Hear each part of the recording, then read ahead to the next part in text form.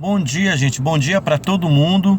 Estou aqui passando para mostrar para vocês um pouquinho do trabalho que a gente faz na literatura e me chamou a atenção muito esse trabalho com o Dom Casmurro. A gente comentou em sala de aula em algumas turmas.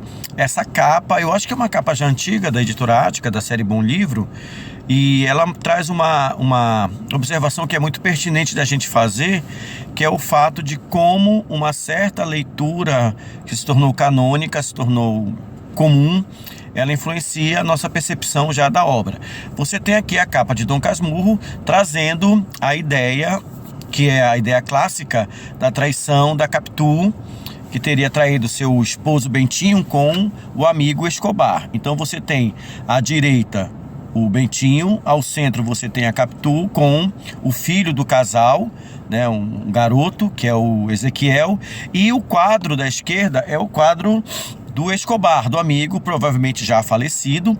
E aí você nota a semelhança fisionômica do Escobar com a criança, com o garoto Ezequiel, e é uma semelhança absurda, né? O Ezequiel é o Escobar garoto. Então, o que é que o livro traz na sua capa como mensagem, já antes de você ler a obra? Traz a referência de que realmente Capitu traiu Bentinho e que o filho deles é a cara do amigo. Olha, o meu filho com a Capitu é a cara do Escobar. E isso é mais uma vez, uma interpretação popular, comum, mas não é a única possível, ainda mais considerando o fato, né, das leituras mais recentes, sempre lembrarem que a gente está refém de um narrador em primeira pessoa, que é o próprio Bentinho, que ele quer justificar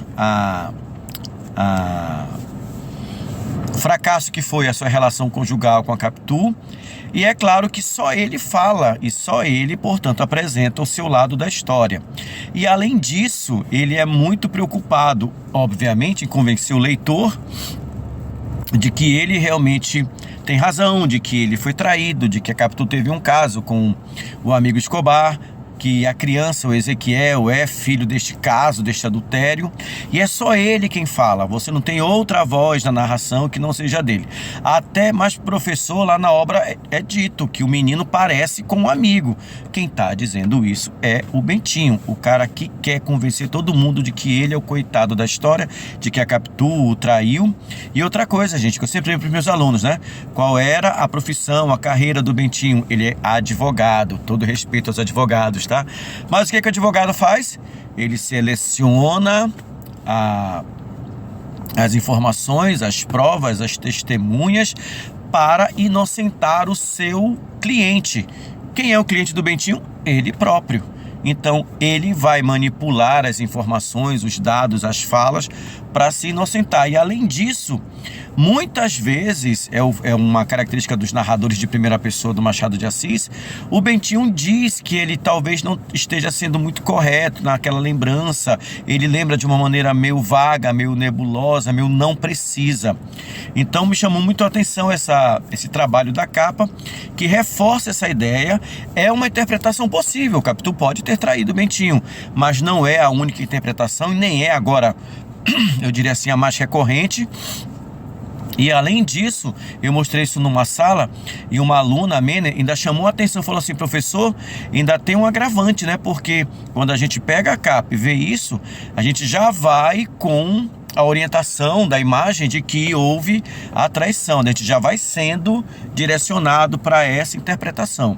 Exatamente. Então, mais uma vez fica aqui o tributo ao gênio do Machado de Assis com a obra Dom Casmurro, porque, mais uma vez, como todo mundo que já faz essa leitura mais recente está cansado de saber, a questão principal não é traiu ou não traiu. A questão principal é até que ponto é válido o testemunho do narrador em primeira pessoa, muito interessado em se justificar, em se inocentar e atribuir, portanto, todo o erro, todo o fracasso do casamento à possível traição da sua esposa.